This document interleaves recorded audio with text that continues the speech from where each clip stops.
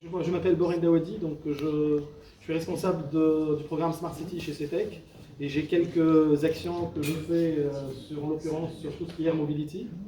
Et, euh, et j'aborde en fait le projet pas du tout en tant qu'ingénieur aéronautique, ni en tant que juriste, ni en tant que vendeur de technologie ou vendeur de digital. Je l'aborde tout simplement en tant qu'architecte, en tant qu'urbaniste, quoi.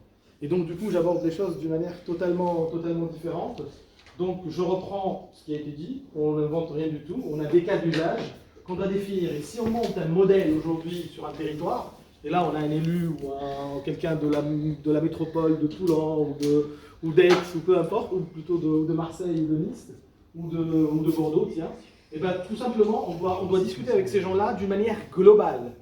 Voilà les cas d'usage qu'on peut imaginer, qu'on peut avoir sur votre territoire. Bon, on les connaît tous, donc tu as du tourisme, tu as du transport de personnes tout court, tu as la logistique, tu as la sécurité et tu as aussi la formation. Et c'est très important. Alors partant de ce principe, on va raisonner modèle économique. Comment on va bâtir un programme d'air mobilité sur un territoire avec un modèle économique complet qui aborde l'ensemble de ces usages.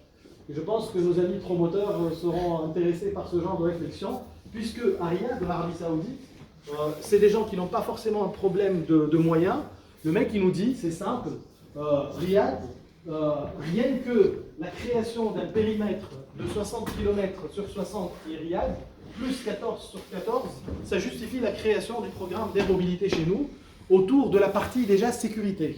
Donc ce qu'on a fait nous, donc on fait de la cartographie, on imagine comment on va pouvoir connecter plusieurs sites et plusieurs villes à côté de Riyad, en l'occurrence la ville de Diriyah et la ville de Qiddiya, qui sont juste à côté de Riyad, à 40 km maximum, plutôt 46 là, Qiddiya, et Diriyah elle est plutôt à une dizaine de kilomètres. Et on fait tout simplement des master plans urbains à travers lesquels on superpose l'ensemble des réseaux d'une manière très simple et basique, et on essaye d'identifier les nœuds, comme l'a dit tout à l'heure nos amis Vernova, les nœuds qui sont essentiels pour interconnecter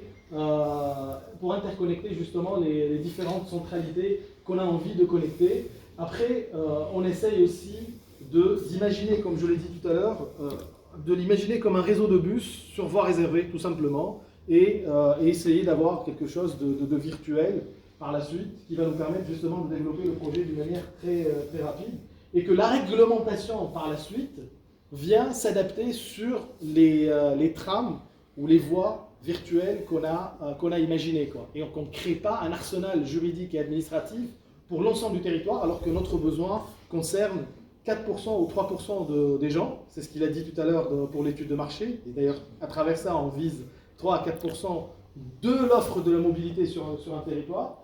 Et aussi, on arrive aussi à offrir pas mal de services autour de ça et à gérer un peu l'ensemble de ce qu'il faut faire et ce qu'il faut mettre en place pour la réalisation de ces projets. Alors, il y a des POC qui ont été réalisés par une boîte, entre autres, qui s'appelle EVA, donc sur Jeddah. Et je discutais avec les élus à Marseille, on me dit que ce projet-là, il est destiné pour les riches. Non, c'est faux, puisque dans chaque quartier, on peut imaginer des bornes de livraison, comme monsieur l'a dit tout à l'heure. Il a déposé un brevet pour un truc sur un parking. Ben là, pareil, c'est un autre brevet qui évoque le même système, mais éparpillé on peut le faire partout dans tous les quartiers de Marseille ou de Nice. Et ça rend cette offre, en fait, une offre qui est destinée à tout le monde et non pas à une population bien définie qui se paye du business class dans l'avion et qui vont prolonger le transfert en eVTOL, quoi. Donc, et c'est ça, en fait, l'intérêt de la chose. Donc après, cette même start-up, tout à l'heure ils disent qu'on est très bien avancé en France, oui peut-être, je veux bien moi le croire, mais aux États-Unis ils ont commencé carrément à dessiner des corridors entre États. On ne parle pas de 40 km, là, on parle de 2000 km. Et c'est fait et c'est acté avec l'infrastructure qu'il faut. En Inde, pareil. En Inde, l'AFD finance un ensemble de projets de Smart City.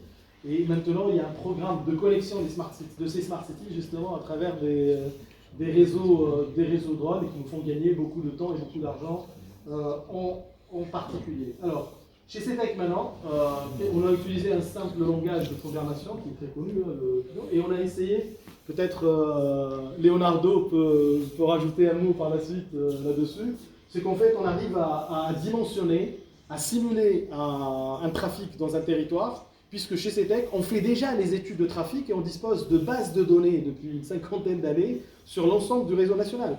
Donc du coup, De la même manière qu'on fait des études de trafic sur le transport urbain ou le transport aéroportuaire d'une manière générale, ou tout type de transport ferroviaire aussi, donc on arrive à simuler aussi le trafic et à dimensionner nos projets de vertiport en fonction de ça, d'une manière quasi automatisée, pour par exemple la simulation sur Marseille, sur la base de 10 000 passagers, on arrive un peu à avoir le nombre de d'ivitols qu'il faut, et on arrive aussi à avoir un coût et avoir pas mal d'informations qui vont nous permettre justement d'étudier par la suite le modèle économique, quoi.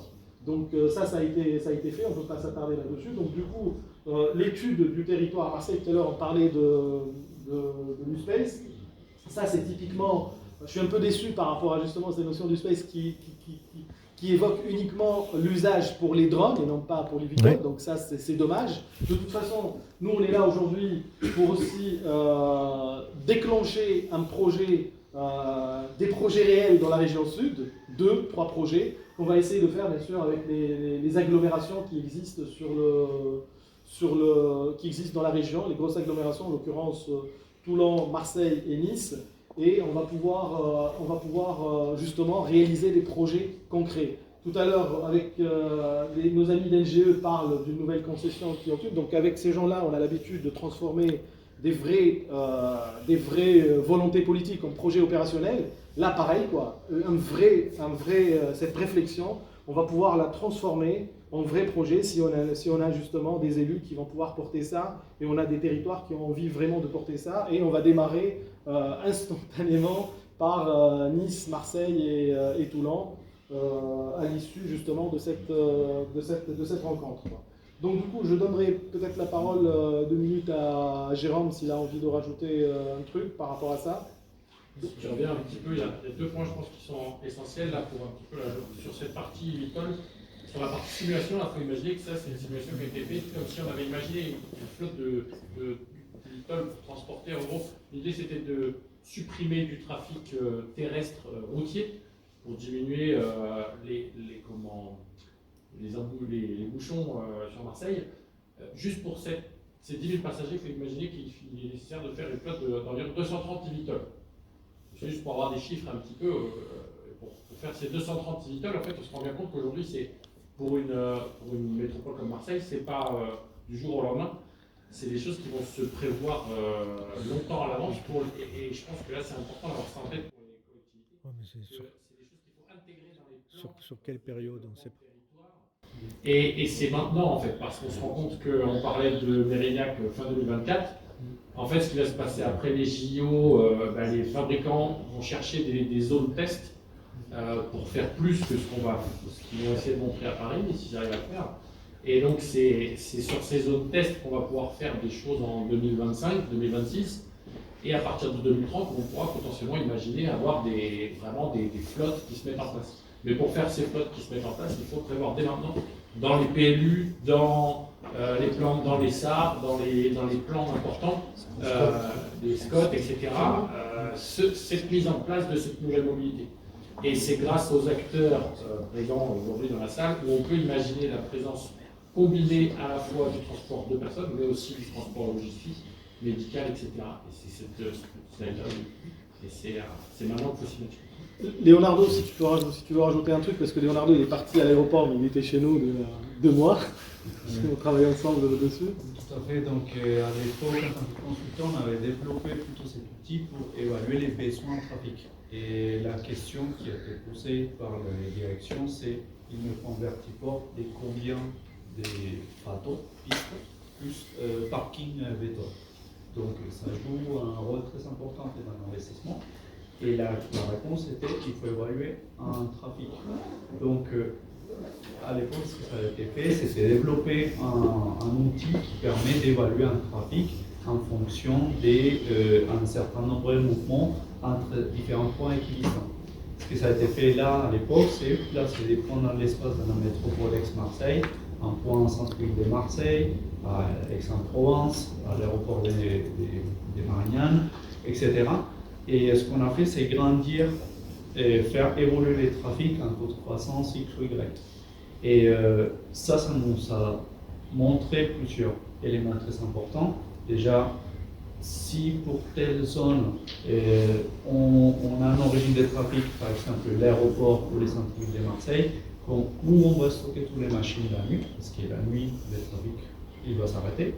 Donc il nous a fallu par exemple trouver un foncier prêt en fait à accueillir toutes ces machines la nuit pour les lendemains et reprendre ces trafics. Donc on a poussé ça au long terme, évidemment, comme je viens de le dire, et c'est quelque chose qui grandira très progressivement, mais que voilà, qu'on soit certain que si on a un vertiport avec un parking, est-ce qu'il va être suffisant pour les courts termes et les long terme? C'était un peu la recherche à la réalisation. Excellent. Moi j'ai une réponse à vous poser là-dessus parce qu'on a eu la même réflexion, enfin même si on ne s'est pas rencontrés, je pense qu'on a réfléchi un peu c'est ce qu'on a, vous l'avez peut-être vu passer rapidement tout à l'heure, c'est ce qu'on appelle le VertiHub. Donc c'est un hub en fait pour le drone, sans doute sur des aérodromes un peu excentrés, là où il y a l'espace. Sur les aérodromes, et M. Picali a expliqué qu'il y avait beaucoup d'espace et d'entrepôts. Alors je ne pense pas remplir la nuit, mais l'idée c'est effectivement pour donner un usage à des aérodromes qui n'ont pas un flux naturel très important, on peut leur mettre une fonction, effectivement, parce qu'il faudra stocker la nuit, il n'y a pas beaucoup d'entretien, mais il y en a quand même un petit peu. De temps en temps, il faut les nettoyer. Et il ne faut pas qu'on soit 100 km, parce que sinon, après, ce n'est pas très intéressant. Mais moi, je pense qu'on aura, à côté de chaque métropole, 2 vertihubs, en tout cas, c'est la vision que j'ai pour Air Nova, au sud, au nord, ou à l'est, ou à l'ouest. Qui font qu'effectivement, on pourra permettre aux sociétés qui exploitent ces appareils de pouvoir assurer la maintenance. Enfin, pareil, c'est des centres de maintenance, comme vous l'avez vu, c'est exactement même recharge.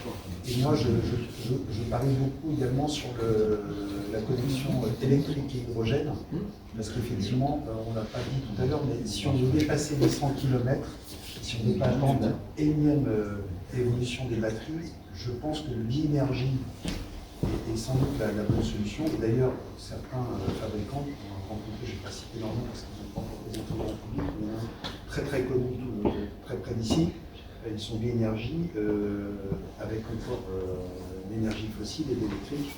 Parce qu'effectivement, le gap des 20 km, pour moi, il est. Si on n'a que 20 km, on va attendre un peu. On ne sera peut-être pas tout de suite 100% vertueux, il faut bien qu'on amorce. Et puis après, progressivement, suivre ces mesures.